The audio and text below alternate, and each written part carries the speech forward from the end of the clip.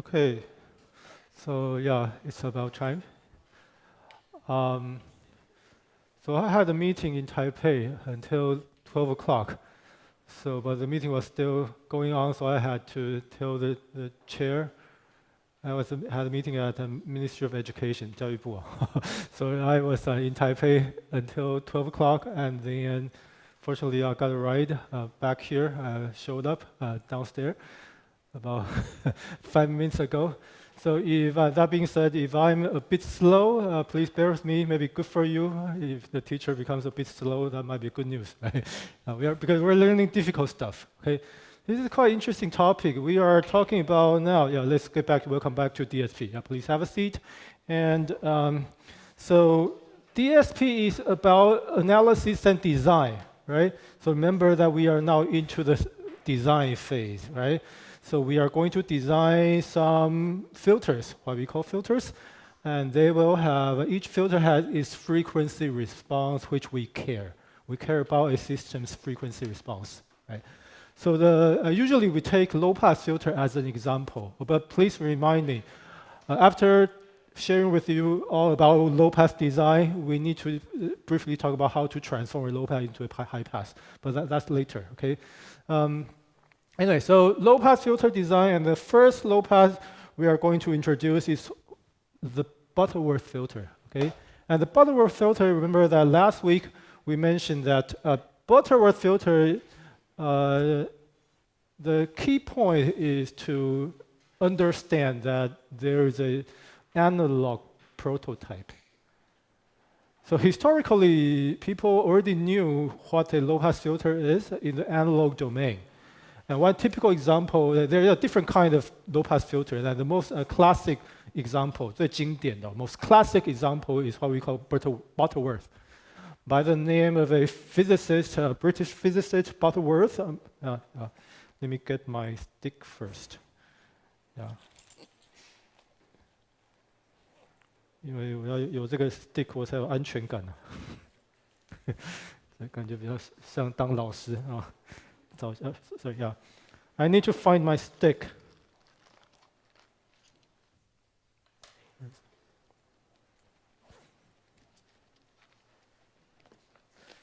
There you go. No way, it's gone. So I'm gonna teach without my stick, I'm afraid. Where's my stick? Usually it's in here. Okay, so that's it's not here. Right, okay, yeah. All right, so sorry, I don't have my stick. 那个棒子. Anyway, Butterworth filter is an analog prototype. People already knew how to design Butterworth filter. And last time I also in this handout I showed you an example. There is a circuit, a well-known circuit with 2 inductors, 1 capacitor, and so on. And then there you go. We can get a frequency response like that. It's well known that this is doable, and a analog prototype would look like this. Okay. Now, when we say analog prototype, we care about the system function as a function of s. S being the Laplace transform variable, s. Okay. And we also know that we evaluate the system function on the imaginary axis, that's this far, j omega, right? If we calculate the frequency response on the imaginary axis with j and big omega being radian per second, the angular frequency, and take magnitude square, you get the magnitude response, okay, magnitude square. And we know that so last time last week, we introduced that if h is given by this expression with a constant on top, and at the bottom we have a product of 3 factors, right? The bottom part, the denominator, can be factorized into a product of n terms, each being s minus something, and that thing is called roots, the poles. Here, all these are like fixed numbers. That's where that indicates where the poles are located, where this expression approaches infinity at those places on the complex plane. So last time, for example, we talked about when with an order 3, we will be first drawing a circle which has a radius of the corner frequency here on the S-plane. This is the S-plane. This is not the Z-plane. Okay? So imagine that there is a circle on the S-plane, and we will be cutting pizza, right? Remember that? Yeah. So on the left-hand side, we will set 3, for example, 3 different places. No, this is too close. Yeah. They should be complex conjugate. Yeah. So 3 different poles each with a space of 60 degrees apart. 60 degrees apart. So we can draw 3 poles right there. So this is sort of a sketch for the system equation. Okay, we often do this. Yeah. Locate where the poles are. Okay, the poles are on the same circle, and we spend quite some time to show that for the special case of n equals 3, when h is defined in this expression, then the magnitude square really has that result. And this is a surprisingly simple result as we introduced last time. Surprisingly simple. It's very simple, right? Because you can take a look just by inspection, sort of imagine what the magnitude response is like, right? At DC, the gain is 1. At infinity, the gain is 0. And everywhere in between is a graceful monotonically decreasing magnitude when frequency increases, right? As frequency increases, the magnitude decreases, yeah, gracefully, if you will. So very simple, nice expression, 1 plus omega being omega, that's the frequency, right? With a corner frequency, where the gain becomes 1/2. Gain squared becomes 1/2. Okay? So from there, so last time, we blah, blah, blah, so derivation. So we spent some time to talk about the derivation, takes a few steps, and then we show that now we have seen that now we have a corner frequency at which the magnitude, or should I say the magnitude, if we don't take square, the magnitude becomes 1 over square root of 2, right? At the corner frequency, whereas at DC, the gain is 1. Okay? And then everywhere in between or continuing, they just keep decreasing gracefully. It's a monotonically decreasing magnitude response. 严格递减的单调的 monotonically monotonic 单调性递减 monotonically decreasing 严格递减magnitude response. Okay? And the derivation has been shown last time. Okay? So please refer to last week's lecture, video, handout. Yeah. Well, we have done that. Okay? So far, so good? Yeah. And we also had a discussion, a brief discussion to to make sure that we understand with that expression h of j omega square being 1 over 1 plus omega divided by the corner frequency to the 2nth power, right? So from here, you can also convince yourself, you can also check that when n increases, when the order of the filter, when n being an order, 它是几次啊? When the order of the filter increases, we will see a sharper transition from pass band to stop band. Because conceptually, really, corner frequency, what is a low pass? Low pass is to preserve low frequency while rejecting the high frequency, right? So here, you see that when the order increases, you can check that the response should become, the transition will become more drastic, like that, when n increase. With an increase in n, this slope becomes steeper and the transition becomes faster.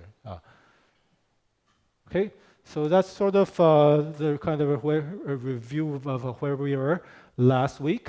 And this week, we are going to continue and talk about the bilinear transformation. Okay, so far everything is still in the analog domain, and we need to make that to somehow use this as a prototype and somehow just massage it, make it digital. Okay, massage. You see, we need to do some work to make to find a digital counterpart. 对应到the digital system, okay, digital counterpart. So how do we do that? The method is bilinear transformation. That's the way we're going to handle that. Yeah. So today's topic mainly is bilinear transformation. So let's first now take a look. The definition of bilinear transformation. And this is a motivation.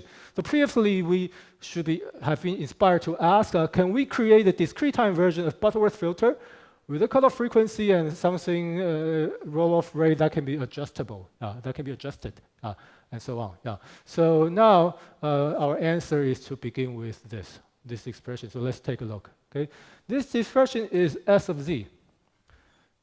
So it's a transformation or z of s because this expression is invertible, basically invertible. Okay, so you can, if s of z is defined as that, then that's a transformation. That's a mapping from z to s domain. Okay, so this expression, this equation defines a mapping from z, from the z being the z transform z. Okay, from the z domain to the s domain, and it's simply a definition. So let's take a look. 2 over a factor a constant, and then this expression is quite symmetric, right? Very simple, 1 minus z inverse, 1 plus z inverse. Very simple definition. Okay, and where this t is a parameter that can be adjusted. Okay, 可以调整的啊。So far so good. It's a parameter that can be adjusted. Okay, so but this is merely a definition. But then let me jump to a second step. With this transformation, with this definition, then we are ready to define G. Define a system function as a function of Z by substituting S, substituting the h of S in, for example, so let's say h of S is your prototype. Prototype. Something analog that which we know have something cool in the non-analog domain, something great, a low-pass filter, for example. If HS is your prototype, now the design process, the key step is to substitute S with S of Z. So now the composite function H of S of Z, the composite 结合起来, or the composite function H of S of Z becomes a function of Z, right? Yeah. So now, and then, bingo, that's a design. Okay. Yeah. So I said bingo. So that's a design. That's a design. Okay. Yeah. So if this sounds a bit abstract, we maybe need to work out an example. Okay. But before we work out, we will use how about we will use a third order Butterworth filter as an example. Okay.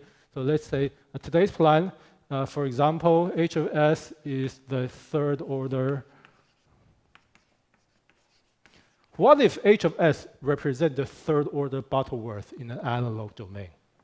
We will use this as an example to calculate then what does G of Z, what will G of Z look like?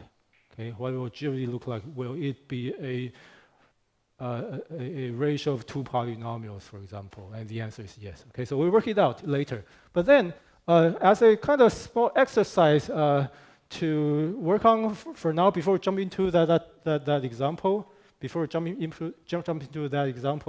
let's work out the inverse function of this. Because, so this is called bilinear transformation, bi being 2 directions, right? So we can go from Z to S domain or the opposite direction. You can also express Z as a function of S, okay? So this, so now here is the a small exercise. Let's find out the inverse transformation, okay? So this expression is going from if S of Z is 2 divided by parameter, and we have 1 minus Z inverse 1 plus Z inverse. That's the definition of bilinear transformation, that which goes from Z to S. Okay? If this is the Z domain, real Z, imaginary Z. So this is a complex plane. This definition goes from one complex plane to the other complex plane. That mathematically, it's a function of a complex variable. 是一个复变函数嘛, right?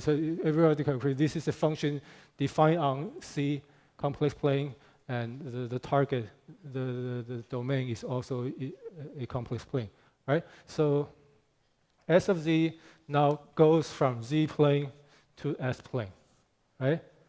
So this is S of Z.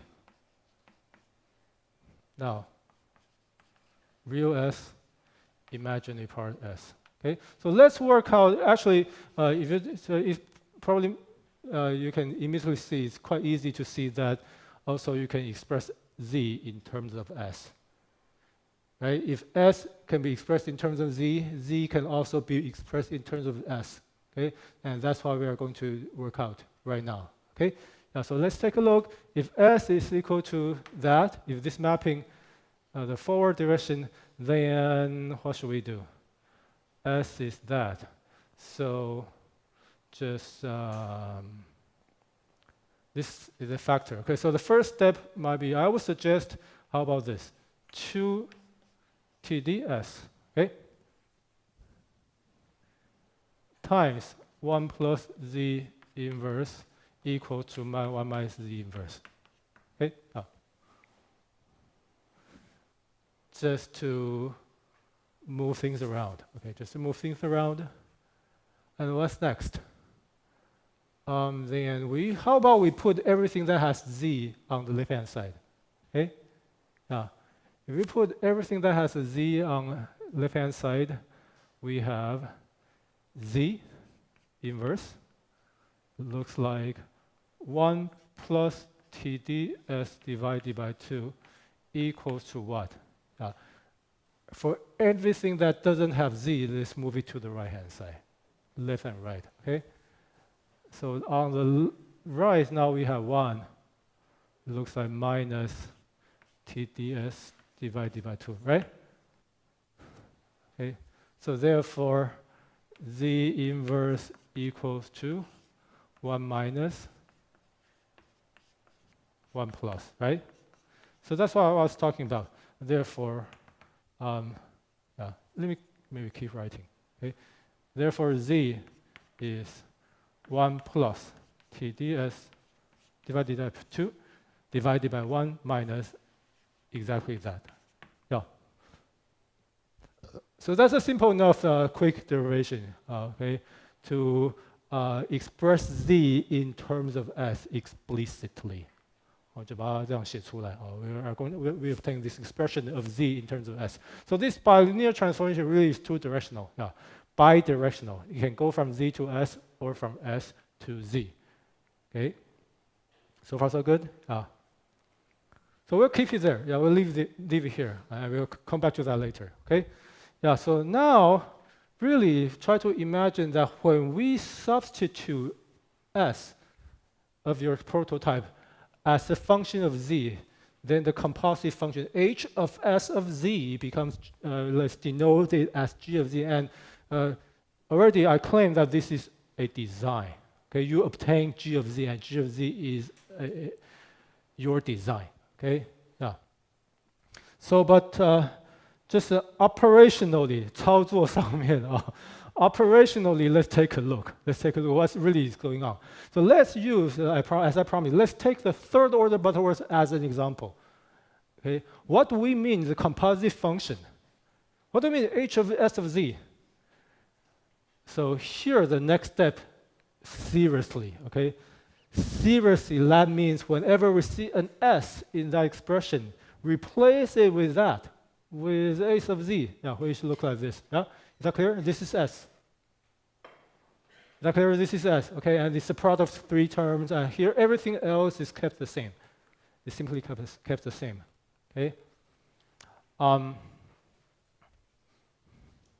Okay, so here, remember h of s is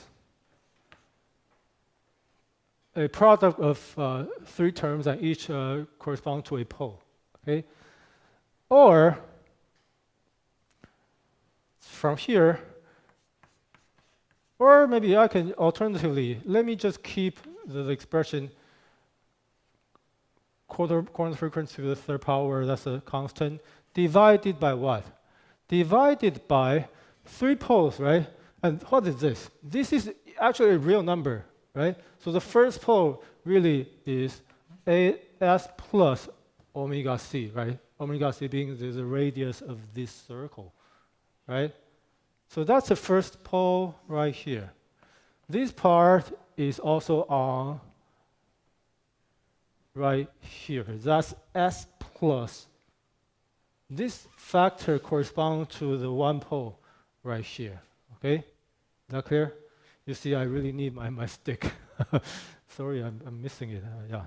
And the rest is that here in this expression, we have 2 complex conjugate poles. Okay? Complex conjugate poles, 2 of them, and each of them actually, so it should be quite straightforward to show that what we really have is S squared plus omega cs plus omega c squared. That's what we have. That's an explicit expression for h of s, okay, or alternatively. And we are going to seriously replace every s in order to design your digital filter. We are seriously going to replace h of s with s of z. We're going to replace s with s of z. And seriously, I call this a design, okay? Is that clear? So, and that's right here, okay? S plus omega c, s squared plus omega c, s plus yeah, you can see wherever we see an s, we replace with this rather this expression. Okay, s just make the substitution. Is that everybody all right? From here to here, is it clear? From here to here. From here to here, it's just about root and coefficient, 跟与系数的关系啦。Yeah. The product of 3 terms, right? The first term is that. There are 2 other terms, and the product of the 2 other terms is a quadratic expression. 是一个二项式嘛, right? Yeah. Okay. Is that all right? Is that making sense? It's a high school stuff. Okay. Yeah. It's just we are just going to practice. This is just nothing but for practice. Yeah. Operationally, this is what we need to be done. 操作上面, this is how we operate this derivation, this design process. Okay, so far so good. Can we agree that this makes sense? Up until this point, just wherever we see s, replace it with s of z. Now the composite function becomes a function of z. Okay, now this is a function of z already. Yeah. But from there, so I think I'm going to need. Let me erase this. Okay, we already know that this has a nice property of a low-pass response. So let me erase this for now. And here is the example. Yeah. For example, if our prototype is 3rd order Butterworth, and what if we replace every s with s of z? Now the composite becomes a function of z, right? Okay, so allow me just to copy everything right down there. Okay, so I'm going to copy everything from the screen. With a constant on top, and here 2 divided by that parameter. Wow, this is getting a bit unwieldy, 有点冗长了啊。有点庞大啊 It's getting a bit hard to handle. Yeah. But let's be patient. Okay, I'm going to copy everything right here. Because this is definitely not an end, not the end. Okay, this is not incorrect, but it's not the end. not the end yet. What is the end? The end is that we want to see GZ as this familiar expression, BZ divided by AZ, right? Why? Because once GZ can be written in this form, then correspondingly we can find a difference equation for implementation. We know that if BZ and AZ are both polynomials, right, then this equation would correspond to a difference equation. And what is the difference equation? Difference equation is one line of computer code, right? So not yet, because what is this BZ divided by AZ already? This format, this expression is not convenient yet, not good yet. Okay, so we need to go a few steps further and to massage this into this expression. We need to change this into our final expression of BZ divided by AZ. Not yet. Okay, here we do not yet have that much of a simple expression. So not yet. We are not done yet. Okay, so now you understand that we need to move to work out a few more steps. Okay. We need to work out a few more steps. So that's why I need to copy everything. I'm going to use this space, fortunately, hopefully. I'm going to use this space to complete our derivation. So let me just move everything and this same thing here. That's same thing S here, okay? Plus omega of that thing, okay? This is S, okay? Yeah, this box is S, okay? S. Omega C, I'm sorry. And here the corner frequency shows up again, omega C squared. Yeah. Okay, so I've copied everything from the screen to the board. So far, so good. What's next? How do we change this into the format of BZ divided by AZ? We need to somehow move this to the top. Okay? So yeah, taking one step at a time. How about we move, actually, I suggest to multiply everything, to multiply top and bottom with a factor of TD divided by 2, 1 plus Z inverse. How about that? Yeah, we multiply the top and the bottom by this factor. Okay. So now on the left here we have 1 minus Z inverse. We multiply this with this factor. Okay. We multiply the first parentheses with this factor. What do we get? We get what's remained here is this plus, and that's also here. This becomes plus omega C TD divided by 2. Yeah?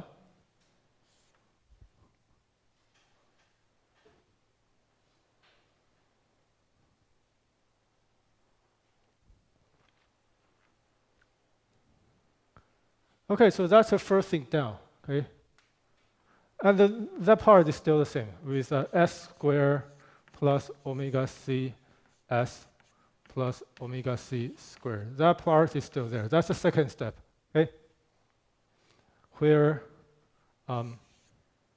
this thing here, really S is what?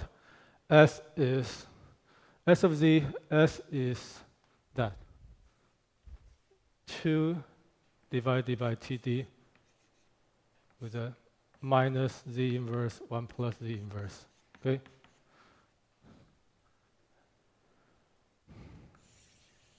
So what's next? What's next? The next thing is I suggest just similarly multiply the top and the bottom by this factor square. Okay, because what is this? Yeah, so let's be careful. So now, if on top we have omega corner frequency to the third power, and this factor of TD divided by 2, 1 plus Z inverse.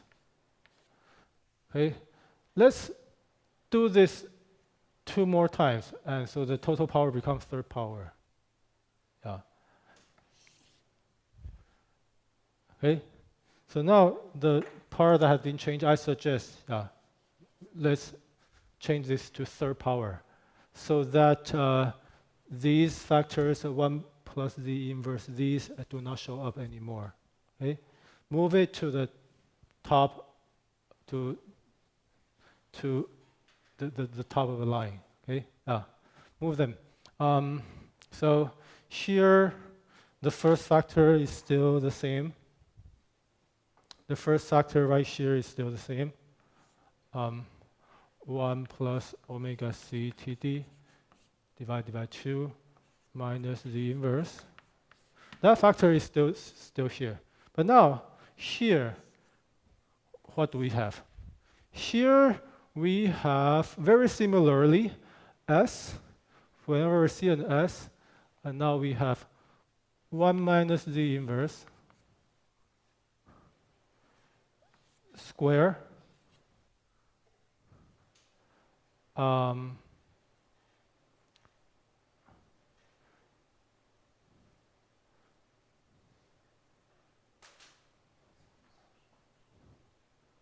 yeah, that's it, yeah. Plus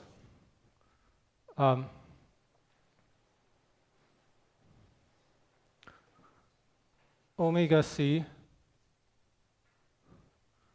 1 minus z inverse times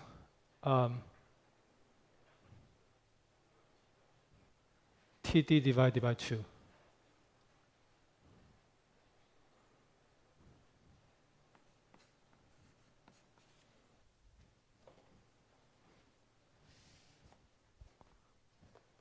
And finally, the last term, omega c squared here. And then we multiply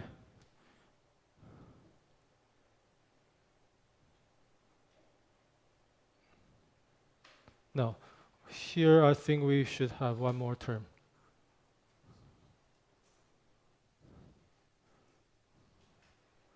You see, it becomes very tedious, I guarantee you. That's why we need MATLAB, okay? In the third homework tomorrow, MATLAB does all the tedious work for you.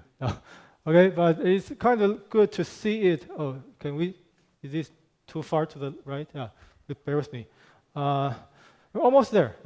TD divided by 2 square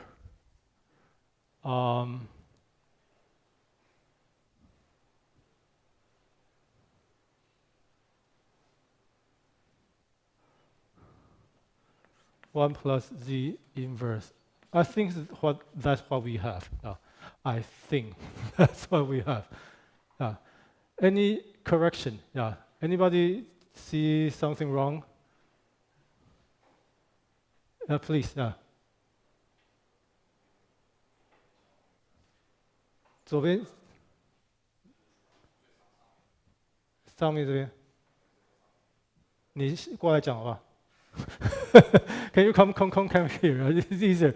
You need a very long stick or a laser pointer. Okay. Where is wrong?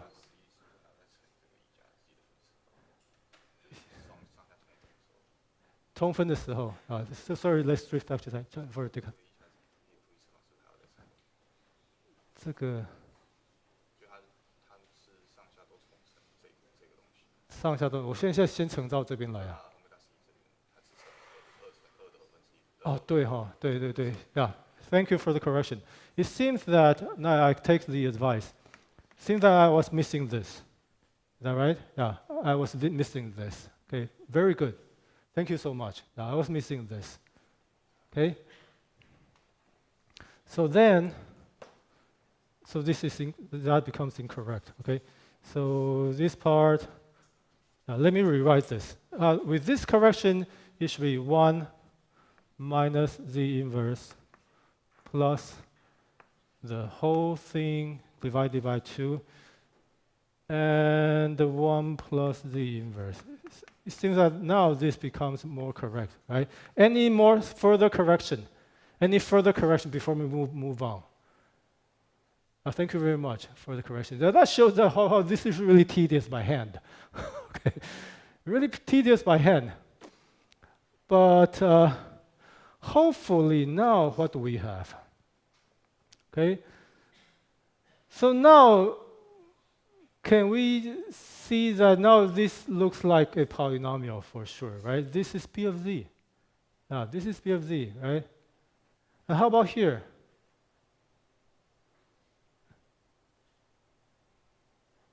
This is also a polynomial. However complicated it looks, but now we don't have, now if we just expand everything, we can convince ourselves that this eventually becomes a polynomial. Okay? So, what else do we notice?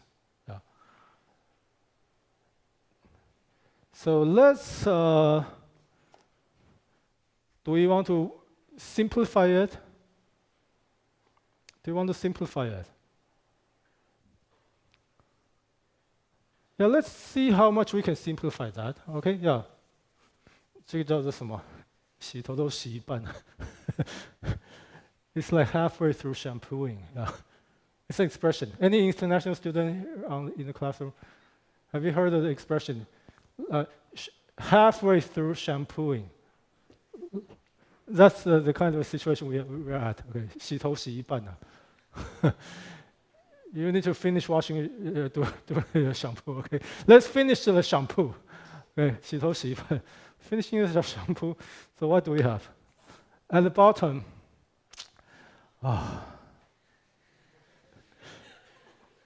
What kind of trouble are we getting into? Anyway, first of all, did you notice that now it seems that this factor shows up a lot, right? This factor shows up a lot.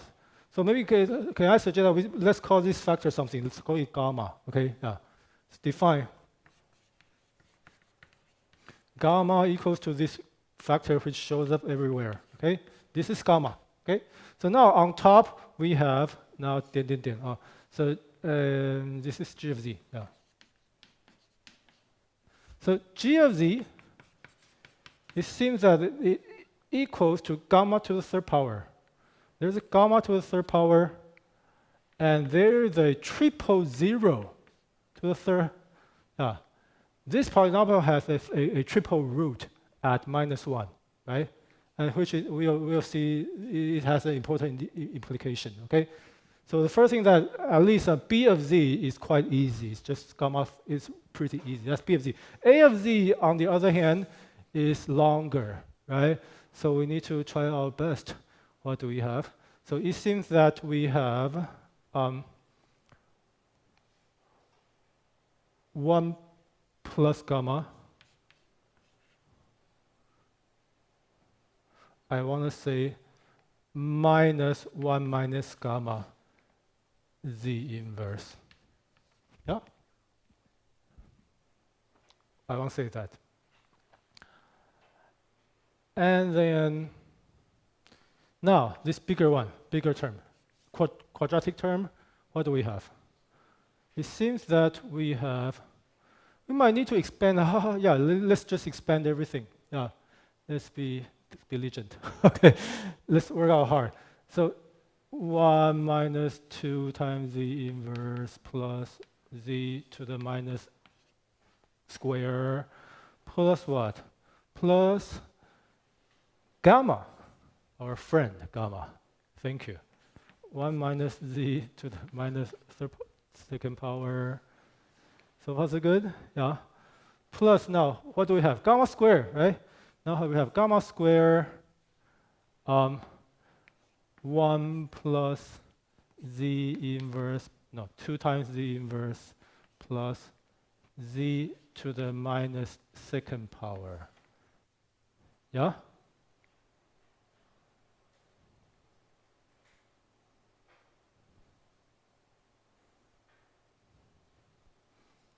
Okay. So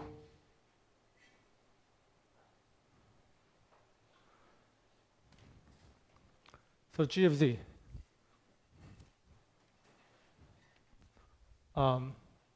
You know what? Let's 把那个板子升上来哈。Let's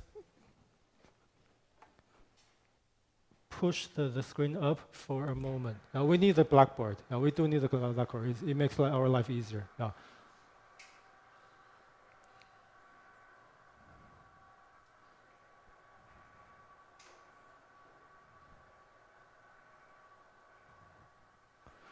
That will make our life a bit easier, hopefully.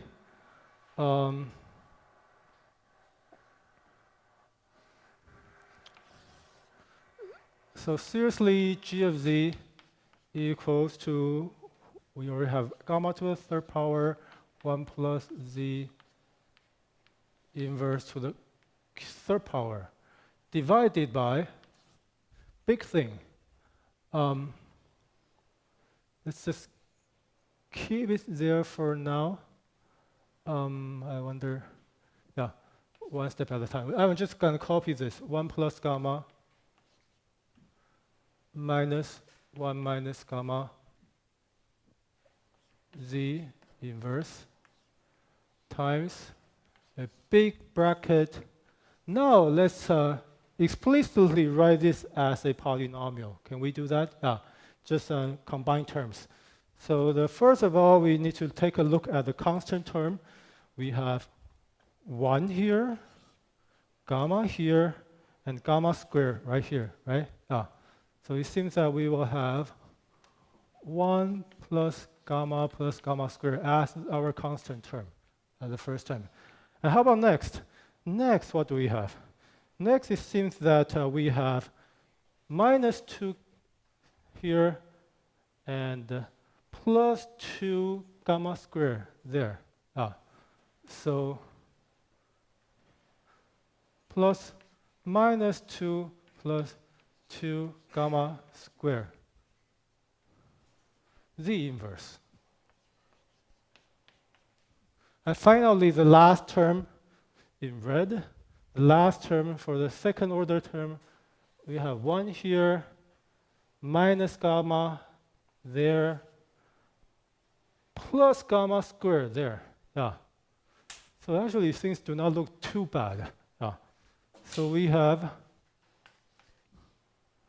what do we have? What do we have? 1 there. Next is minus gamma plus gamma squared. Seems that this is what we have. Finally, okay?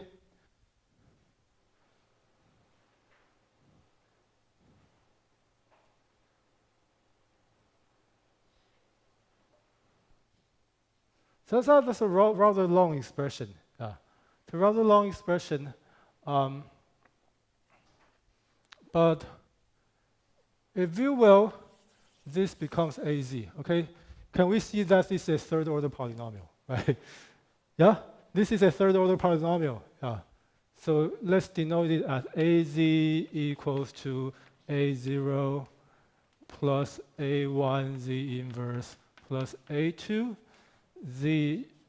Just in principle, we can do that. In principle, now we are ready.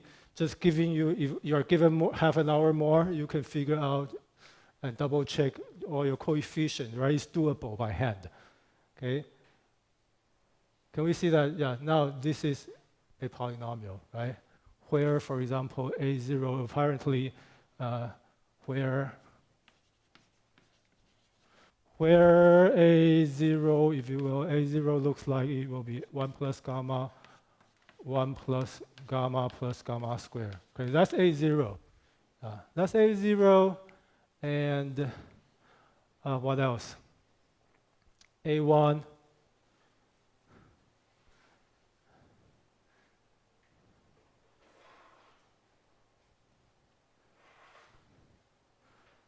A1 looks like, it's a nice exercise though. A1, what is A1? A1 has 2 terms, right? A1 looks like it has a term of 1 plus gamma minus 2 plus 2 gamma squared and plus minus 1 minus gamma to the cube. Yeah. Seems like that's A1, right?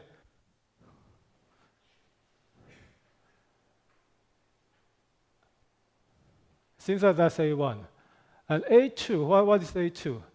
A2 also have two terms. A2 also have two terms. A2 should be, you can figure it out, 1 minus gamma, 2 minus 2 gamma squared. Right? That's A2. And A3, finally, what is A3? A3 is the last term. A3 is 1 minus gamma. We need to give thanks to gamma, okay? Now, can we all give thanks to gamma? Save my space, okay?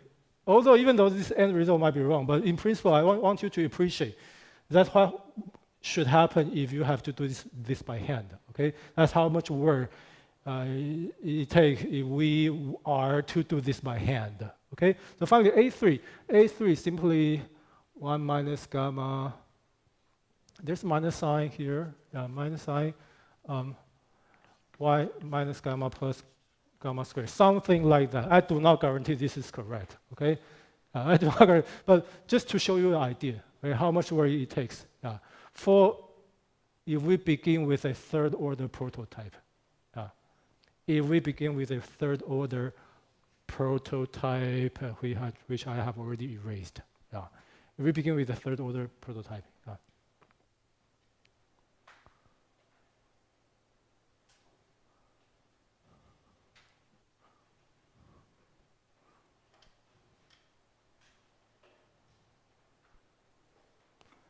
Therefore, okay, so one step further though, I'm going to attract A0, so to A0 and move it to the top. And now down below, now we have 1 plus A1 divided by A0, Z inverse, plus A2 divided by A0, Z to the minus Q, plus A3 divided by A0, Z to the minus SA squared and Q. Yeah. This is finally the expression I prefer. Call it BZ divided by AZ. Okay?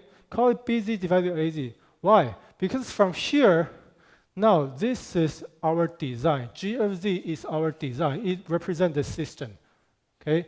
It represents a system which corresponds to a difference equation. Remember OCCDE? See? So now this is an example.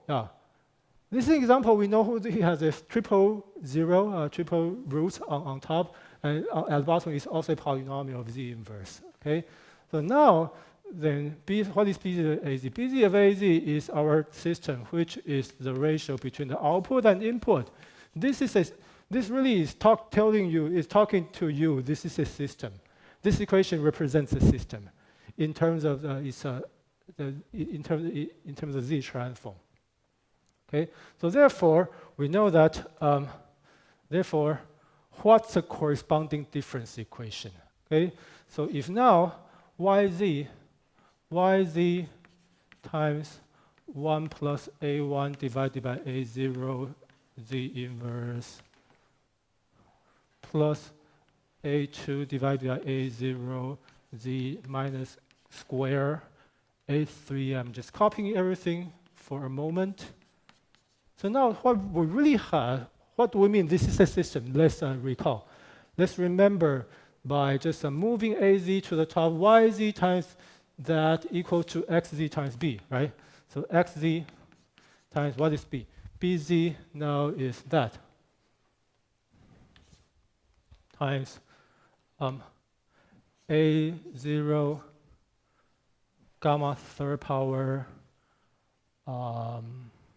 Let me also expand that. 1 plus 3 times z inverse plus 3z minus square plus z to the minus third. Now we have the same expression, just moving everything into one single long line.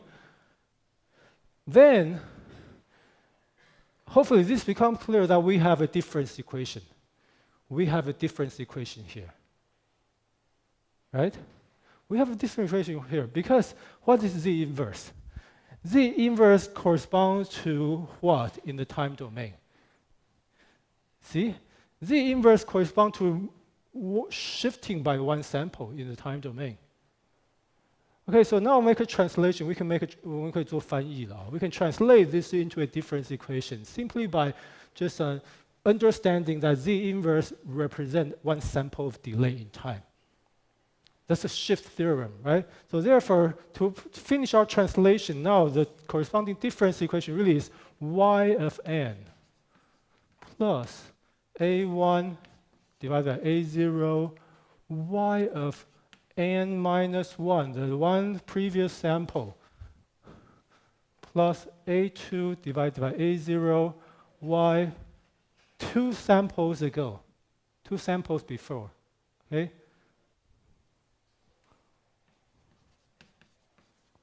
And plus one final term, a3 divided by a0,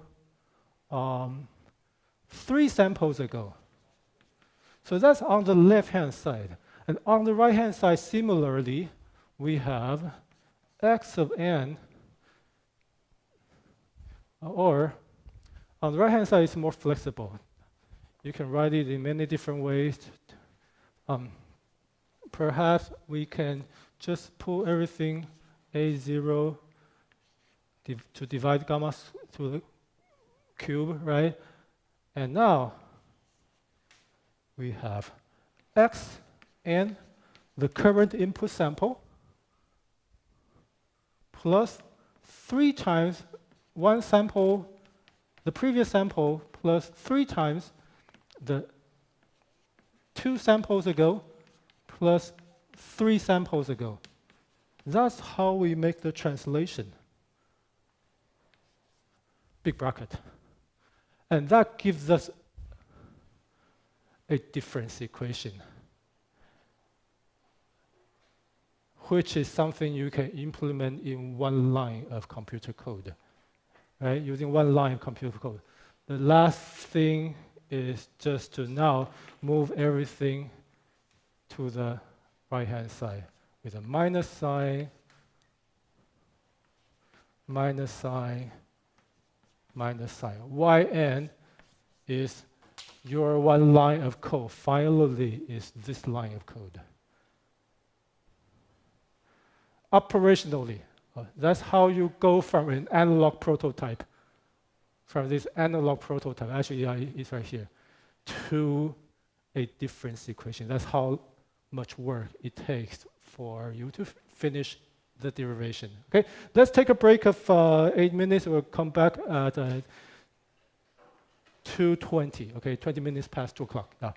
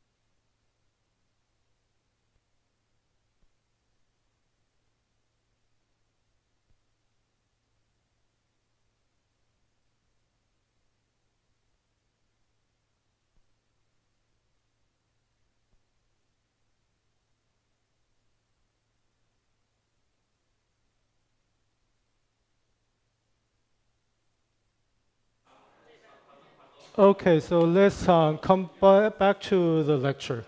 Now I will need to just clear some space. We have just gone through sort of a tedious long derivation, long calculation, basically showing that if you have all the time in the universe, you can do this by hand, okay, if you have all the time. Okay, so I'm gonna leave a few things on the board. Let me also, I'm going to use this expression S equals to, that's a definition bilinear transformation. I'm just gonna copy it one more time. 1 minus 1 plus. Right, so I'm gonna clear the space right here and clear that. What do I clear? I'm gonna also clear the space right here. How about this? So we have now, therefore, z equals to, as an inverse function, inverse bilinear transformation that goes from S back to Z. 1 plus, 1 minus. Is that right? Yeah. 1 plus 1 minus 1 plus 1. Yeah, so anyway, yeah. Okay, so yeah, maybe these are all the space we have. Okay, yeah. So the question is, now, previously I just showed you that operation-wise, in terms of operation, in terms of doing this by hand, just simply we suggest when we see h of s, replace s with this transformation and you get the function of z. And this can be turned into a difference equation so that you can implement this system in time domain using one line of computer code, be it Python, C, or MATLAB, okay? Something that can be implemented. But now we haven't discussed why is this a good design? What's going on right here? What kind of frequency response does it create? Wow, right? If we start from here and as you now derive the frequency response, it's a pain. It's going to be a pain in the ass, should I say. 这是让你很痛啊。It's going to be very painful, yeah, to go from here and then to derive the frequency response. So we need to find another better explanation, a better way of teaching. So now, what is the frequency response of this system? And how do we study that?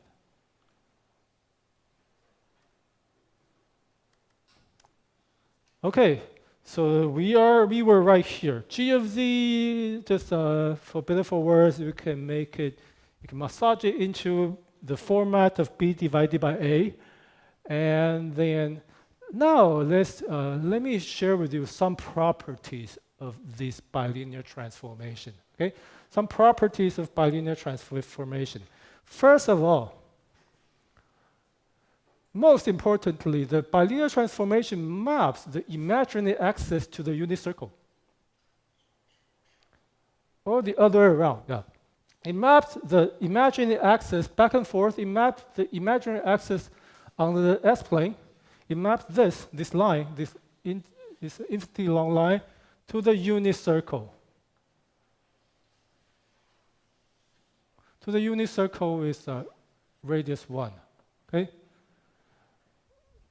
It's a mapping from one contour, if you will, 一个轨迹, from this path from the imaginary axis on the S-plane to the unit circle on the Z-plane, or the other direction. Okay? But further, if we parameterize, 如果用把它参数化, if we parameterize S, that imaginary axis as J big omega, and we parameterize our good friend Z equals to e to the J small omega, we do this parameterization, then here we have a relation between big omega and small omega. And this requires some further explanation. That's the first property, okay? All right, so how do we show? How do we show that this is true? First thing first, how do we show this is true? How do we show that if we, how about this? Now, for a simple check, okay? To check that this is true, let's evaluate z of s. I suggest that we evaluate z of s. This is z of s, okay? we evaluate z of s on the imaginary axis. How about that? We do this, okay? We're going to evaluate z of s by substituting s with j omega. And let's see what will happen. Okay? Yeah. Okay. So because by doing this, we are going to investigate. We are going to investigate where exactly does every point here j omega map to the after it goes to the domain. Okay, and we're going to show that every point on the imaginary axis is mapped onto the unit circle. Okay, we're going to do that. So how about if we do this, z of s evaluated on the imaginary axis, then what we get is z1 plus td jtd omega divided by 2, 1 minus jtd omega divided by 2, or using our best friend, right, gamma. Remember gamma? Gamma shows up again. So it's basically 1 plus what? No, that's not gamma. Forget about that. No, that's not gamma. Okay, we need to keep everything. Okay. So sorry about my comment on gamma. This is not gamma. Okay. Anyway, so that's the expression. And what do we notice? This is a complex number. Okay, this is a complex number. And note that now z of j omega, note that this complex number, okay, this is a complex number, and this number has an absolute value of 1. The length of this complex number is 1.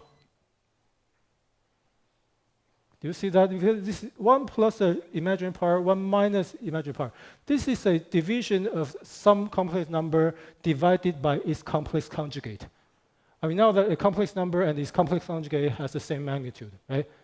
So therefore, when you make the division, the result is a complex number, but that complex number has a modulo of 1. Can we agree on that? First note, modulo 1. So no wonder this is already, you have shown that this number is on the unit circle when it goes to z domain. Because the radius is 1. Okay? The radius is 1. Okay? So now we know that this must be on the unit circle. Let's call it the result e through j omega. Okay? It's somewhere.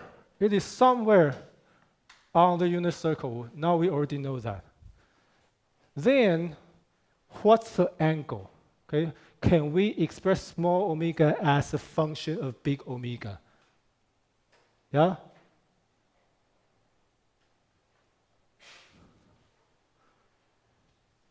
So we are going to force it equal to, because we already know that it's on the unit circle. Okay? On the unit circle, so where on the unit circle? Let's call it e to the j omega. Okay? Small omega. So now, what's here?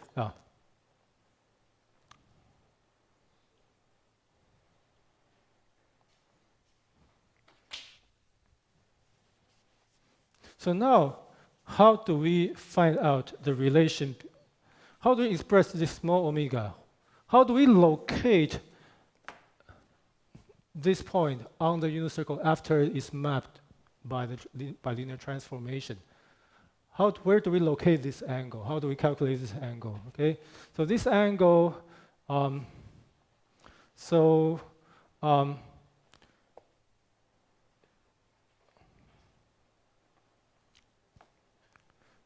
there are a few different ways. Okay, a few different ways. So this is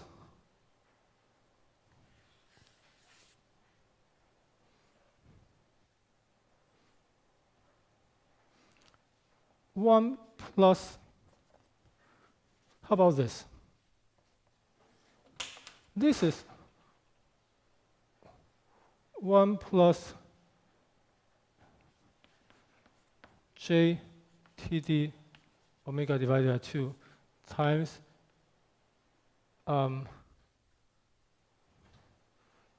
times exponential j, the angle, okay? The angle being arctangent, imaginary part divided by real part.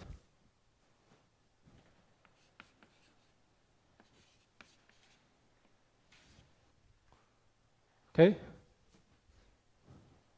This is just a polar expression for this complex number. Can we see this is a polar, 是极坐标的表达式嘛？This is a polar expression for this complex number. It has a magnitude, it has a phase, right? So it's a polar expression of this complex number. Yeah? I'm just talking about there is a complex number called 1 plus j t imaginary part, and this is a vector, right? And this is a complex plane. What's the angle here? What's the angle here?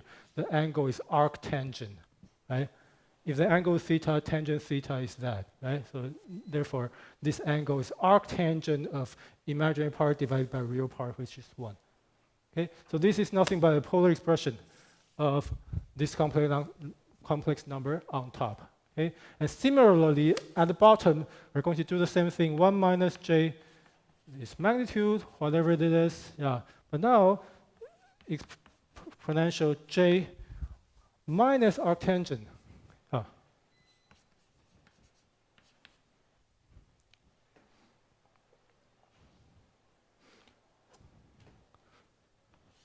Same thing, TD omega divided by 2 with a minus sign, right?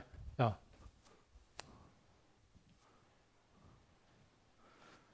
So I'm telling you that similarly at the bottom we have this complex number, okay?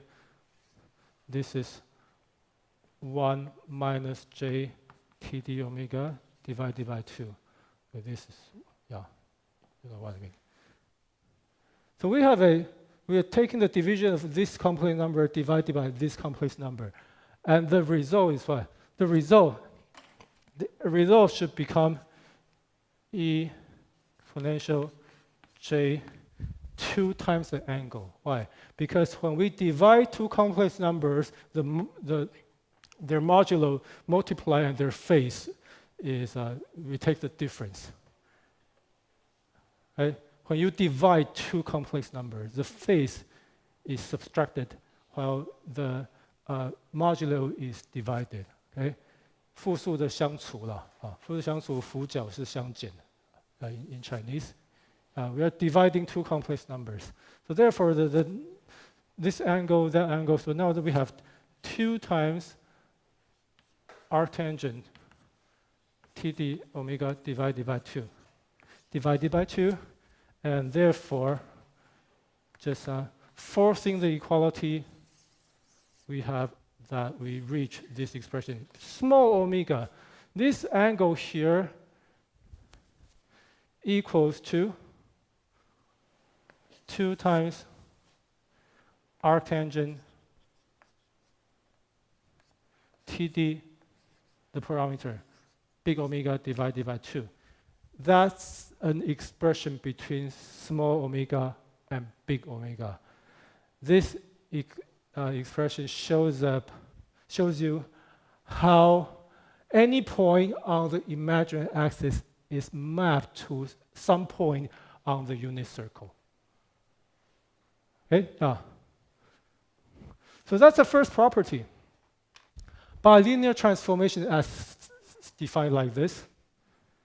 It maps the imaginary axis to the unit circle when it goes from S to Z.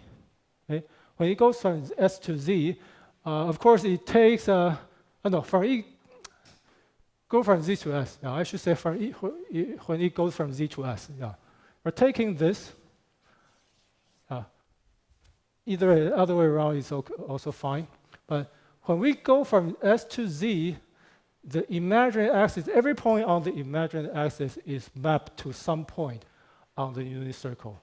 And we call that point e to the j small omega. then we have a relation between big omega and small omega in this expression. Okay, now in this expression.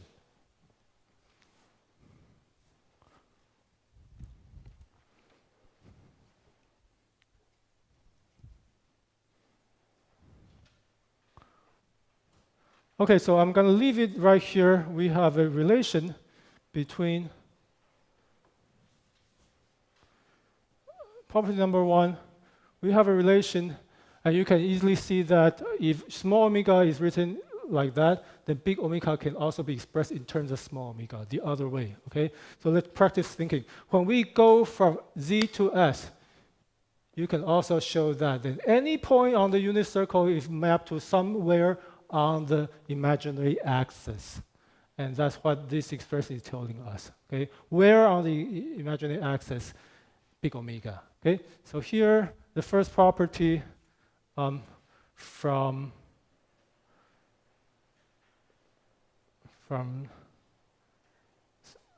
S to Z. If we go from S to Z, then we have small omega. We can express small omega in terms of big omega, which is 2 times arctangent TD, the parameter, big omega divided by 2. Or equivalently, if we go from Z to S, then anywhere on the unit circle, Ej omega is mapped to J big omega, and the relation goes on the board. 2 divided by TD, just take the tangent, right? Tangent small omega divided by 2. Okay, yeah. So that's the first relation. That's first relation. So let's plug in some number, okay? So really to contemplate. Now I invite you to contemplate on this mapping, okay? Contemplate on this mapping.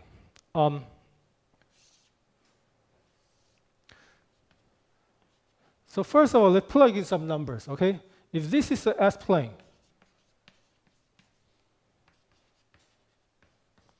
and we are interested particularly of evaluating bilinear transform on the imaginary axis. So first question, where do DC, where does the origin map to? Where is it going to? After the bilinear transformation. Where is it going to? So now we know that this is on the imaginary axis. So yeah, check. If big omega is 0, then what is small omega? Small omega is also 0, right? Or Ej omega equals to 1, right? So the origin here is mapped to somewhere on the unit circle. Where exactly? Ej omega equal to 1 after going to Z domain. And how about when omega, what other point are you interested in? What other point? What other point? How about let's see, how about if omega equals to 2 divided by TD? Just some checking. If big omega is now 2 divided by TD, where does this go to?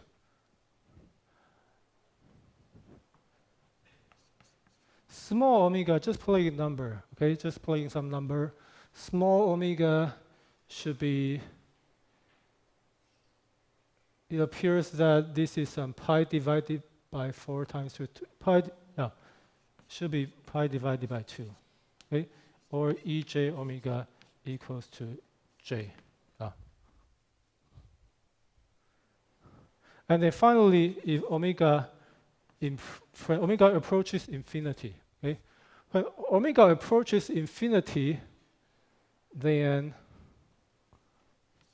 small omega approaches pi, or ej omega equals to -1. Okay? That's how the mapping goes. So what I'm showing here, I'm trying to show here is, imagine if we start on the S-plane by going from the origin and going up.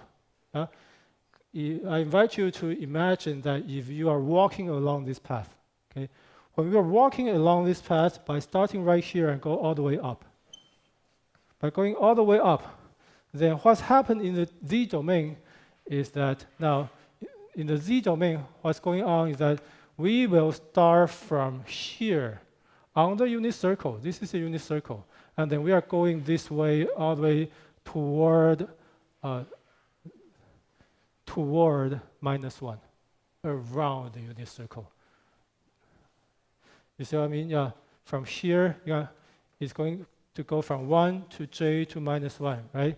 When we go from 0 all the way up, when we pass through this point, it's reaching this point. When we go further up, then it's reaching further along this semicircular path. 在这个半圆形上面 upper semicircle.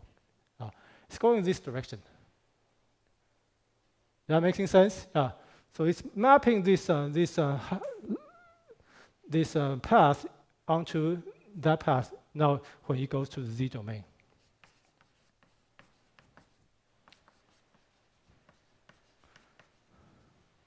But then how about the bottom half? Any idea? How about the bottom half? What does this path, to complete the circle, what does this correspond to originally in the S domain? Any idea? We know that from 0 to infinity, it goes from 0 to approaching -1, right? On the unit circle. But how about the lower half of the circle? Yes? Like, I know the answer. Can you say the answer? 用中文也可以啊。负重也讲 it returns to 0, right?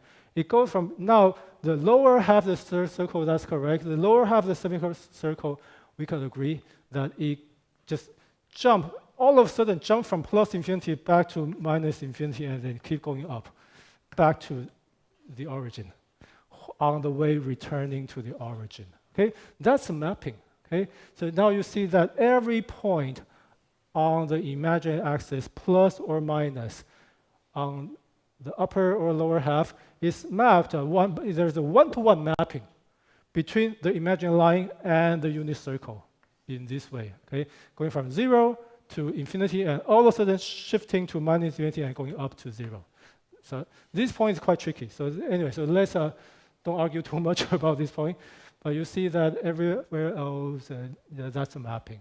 Okay, now it's mapping every point on the imaginary axis to some point on the unit circle when we go from S to Z. Okay, now. So that's the first property, and we spend some time to derive this relation. Okay, this relation.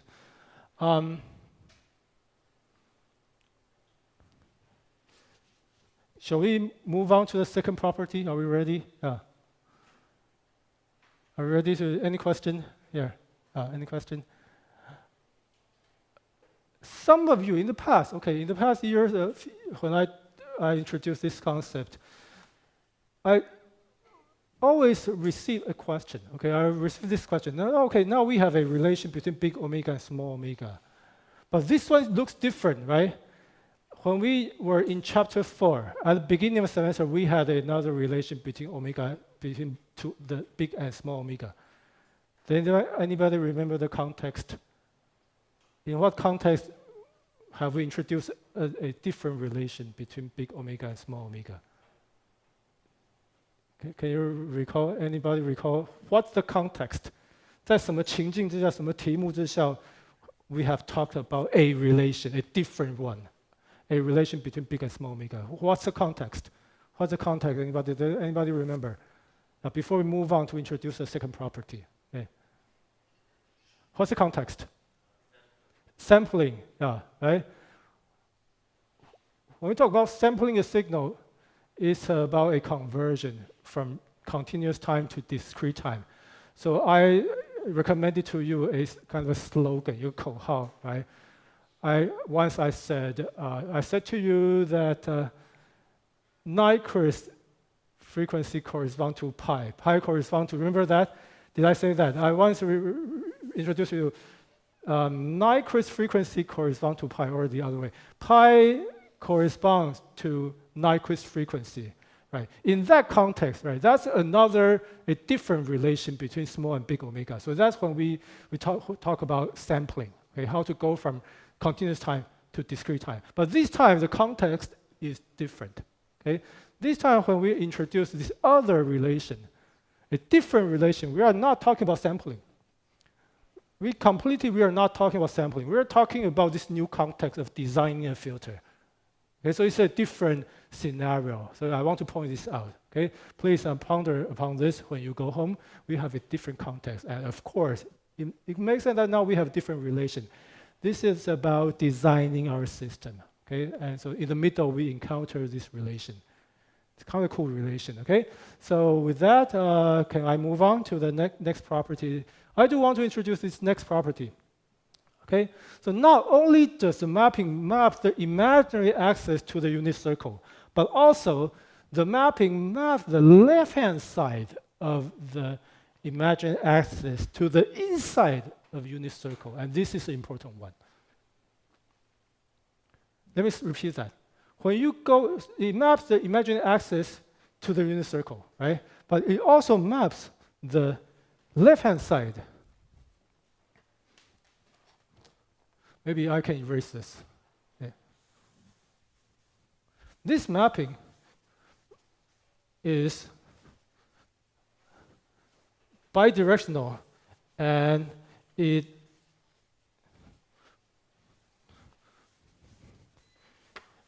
takes any point on the left-hand side of the imaginary axis to the inside of the unit circle. Yeah. So to draw a kind of a picture, so the left-hand side of the imaginary axis is anything with every number with a negative real part. Okay, that's the left-hand side. Left-hand side of the imaginary axis now is mapped to the inside of the unit circle. And this is also, I claim to you, this is a nice property. Okay, this is a nice property. This is a nice property because there's one remark, okay? There's one remark. Note that equation number 1, this is an analytical function except at the pole, okay? So for those of you that have taken, this is about a theoretical background, analytic function.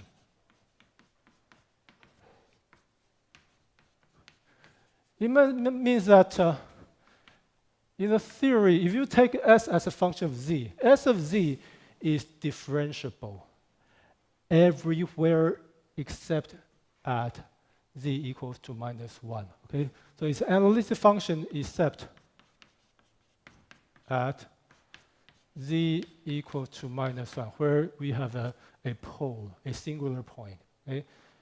But otherwise, S of Z is something that which has a closed form, right? So we know that this is a complex valued function, and it is differentiable, and we call this property analyticity, okay? Analytic. And by the theory, if any function is differentiable somewhere, if any function of a complex variable is differentiable, 可微分啊, I mean, you can write S prime of Z equals to, in other words, S prime of Z equals to 2 to the whatever, 1 plus Z inverse to the cube -1, 1 plus Z. But really, you can just apply calculus. You can apply the chain rule and stuff to just plus -1 minus. something like that. Really, this is differentiable, a complex value function that's differentiable. Okay? And by theory, if a function is differentiable somewhere, if a complex value function is differentiable somewhere, it means that it has a nice property of being conformal mapping. Conformal mapping. Okay? 保角变换. This is a bit of a theory. And which promises us that when we go along, long story short, when we go along a path, along the path, what's going to happen? If you go along the path in the S and Z plane, okay? If we go along the path on the Z plane, then like this path, this is a contour, it's a path, right? When we go along any path, conformal mapping means that implies that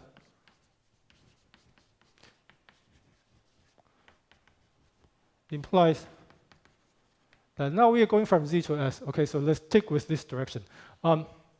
Now, if on the Z plane, if we have on the Z plane and you are going through a random path, random smooth path, okay, any random smooth path, and going this direction, okay, and now there's an analytic mapping to the S plane.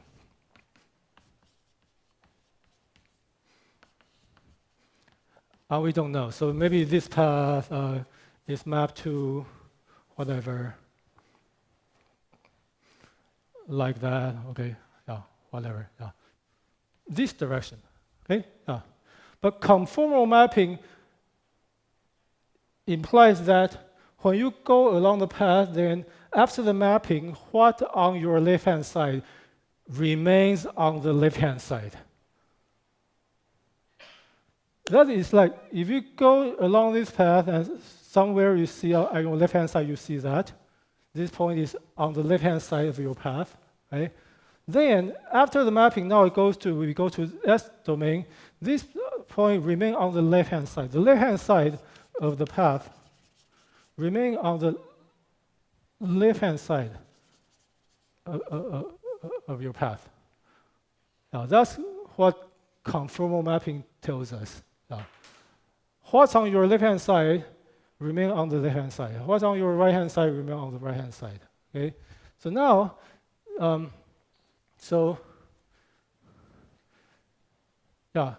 and this relation apparently goes both directions. Right. So now, when we go along the imaginary axis, okay, the left-hand side of the imaginary axis should remain on the left-hand side after the mapping. Okay. Now we know that this path is mapped to the unit circle and counterclockwise. Okay, so now I want to invite you to imagine if you're walking along this path counterclockwise, then what's on your left-hand side? Is the outside on the left-hand side or the inside on the left-hand side? It's like that, right? The inside is the left-hand side, right? Right? Should I go 10 times around? Outside is on the right-hand side, okay? Outside is on the right-hand side, okay? Conformal mapping so you have a contour, and conformal mapping maps the left-hand side to the left-hand side. And in this case, left-hand side is the inside of a unit circle if we go counterclockwise. So this is one way to explain why really the left-hand side is mapped to the inside. And there are other ways to check it. You can check it algebraically. 你用代数方法也可以解释. Okay? This can also be explained by any algebraic approach. But I mean, this is kind of deep, right? Left-hand side. That's a kind of implication of conformal mapping. Okay? For those that are interested, please take complex analysis. 数学系的话，复变函数论我会讲这些东西。It's a concept that's is introduced in the function of a complex variable. In our department, it's a 1 semester of engineering math, right? In the EE department.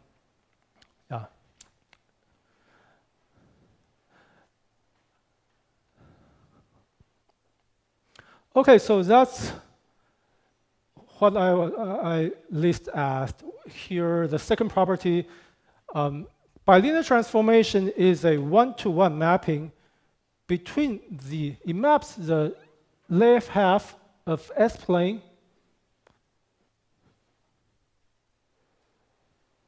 to the inside of the unit circle, okay? With the notation, left-hand side of the side of the imaginary axis, real part being negative to the inside, radius being smaller than 1, okay? It's a one-to-one mapping between these two regions. And I've mentioned that this is an implication, actually number 2 is an implication of a consequence of number 3, okay? 它的一个逻辑上推导的结果啊。So it's number 2 is a consequence of number 3. And now moving down to number 4. Since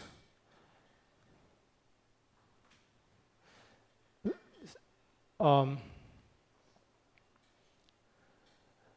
now, moving down to number 4, we are talking about stability.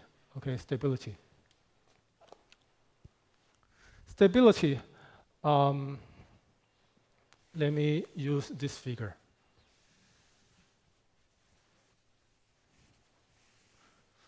So again, coming back to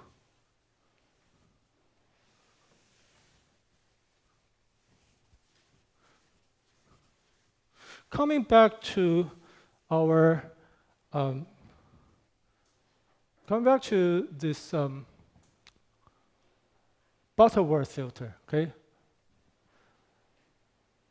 And stay with me right now. Yeah, this Butterworth filter, when we begin looking at this analog prototype, please note that all the 3 poles are on the left-hand side, right? Are on the left-hand side. And we know that the left-hand side is mapped to the inside, right? So now you can just, if you just go to the Z domain,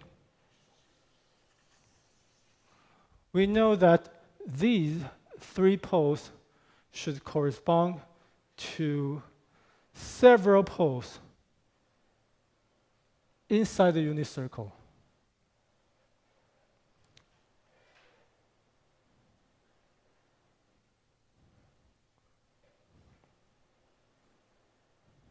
Actually, if I remember correctly, it's something like that.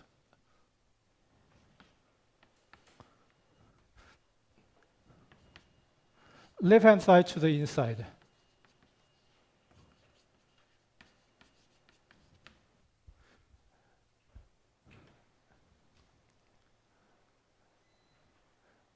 So now let me clear my thought. Okay, if h of s has a pole somewhere, then G of z, which is defined by h of s of z, should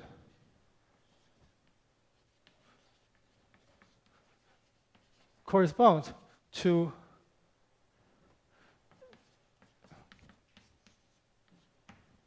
if we have a pole for h of z, that means that h of z becomes that's a singular point, becomes infinity, if you will. Okay, if h of s has a pole somewhere, we have 3 poles.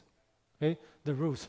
Now, then g of z must also be singular at a corresponding place, and we know that now those places will be inside the unit circle.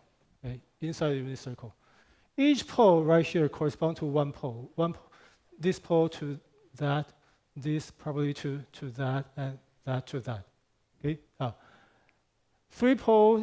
Each of the pole for h of s correspond to 1 pole for g of z.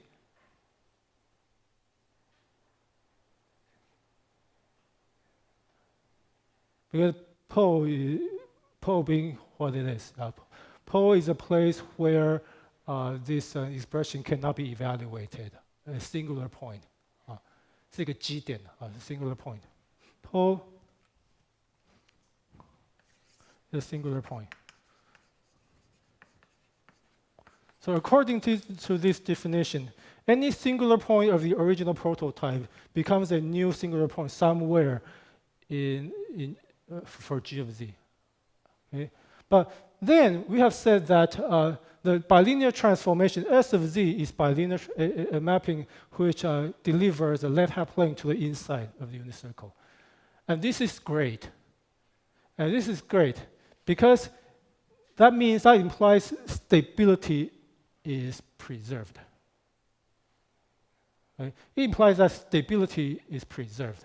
Okay? So for analog system, we know that if a pole is located on the left-hand side, that system is stable. Okay? So now it's good to see that all the poles on the left-hand side guarantees that now, after the mapping, the new system will have 3 poles, but all of them are inside the unit circle. And we have explained that this is great, because if a system has all the poles inside the unit circle, then that system is stable in the BIBO sense. Previously, we were talking about that. So bilinear transformation, that's why bilinear transformation, we say it preserves stability. Okay? It preserves stability in that all the poles originally on the left-hand side, if you start with a stable prototype, you end up with a stable design. Okay? Stable analog prototype, stable digital design is guaranteed because of conformal mapping. Because any pole originally on the left-hand side is guaranteed to be located inside unit circle after your design. This is design. Okay? And the one cool thing is that your design preserves stability. Guaranteed. So, yeah. Okay, so this is something for us really to ponder. Okay, and finally, we have shown that B of Z contains a factor 1 plus Z inverse to the nth power. Okay, that has already been shown somewhere today. Okay, so 1, 2, 3, 4, 5. That might be all I want to talk about for today. I wish I had a slide though, or for you to vote. Okay, which one of these do you think is the most beautiful? So let's try to recap. Number 1, we have a mapping, an explicit mapping of the imaginary axis to the unit circle. Okay, with a new formula between big and small omega. Number 1, is this beautiful?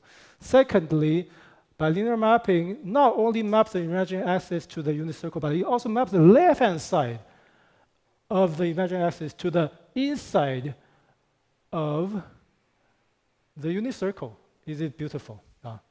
Third, as to explain number 2, this is a consequence of conformal mapping. So some deeper understanding right there. Is this beautiful? Number 4, stability is preserved or guaranteed. Your design preserves stability because thanks to number 2. Because however many poles on the left-hand side, if your prototype is stable, your design is guaranteed to be stable. There's no secret. Okay. Now, begin with a stable system, you end up with a stable design after going to discrete time. Okay? And finally, this is perhaps something also nice to notice. I wouldn't say it's the most beautiful, but it contains a factor of 1 plus Z inverse to the nth power. Yeah. Okay, so that's probably all I want to say for today's lecture. Let's take a look. We'll go back to here. So now to summarize, now since we know that the imaginary axis is mapped to the unit circle, therefore we can use this graph, this very nice graph. We can talk about this next time. We will use this very nice graph to sort of make a sketch of how your magnitude response of the prototype is massaged into the new magnitude response in the discrete time domain. Okay, What's the relation between the magnitude response and of the prototype and the magnitude response of your design? Okay, so we'll come back to this slide next week. Okay, so please tomorrow, please come back and we will discuss homework number 3. And I thank you for this rather deep lecture. So anyway, we have some time. We'll have more discussion. Okay, but please ponder upon these very nice properties of bilinear transformation. Thank you for being here, and see you tomorrow.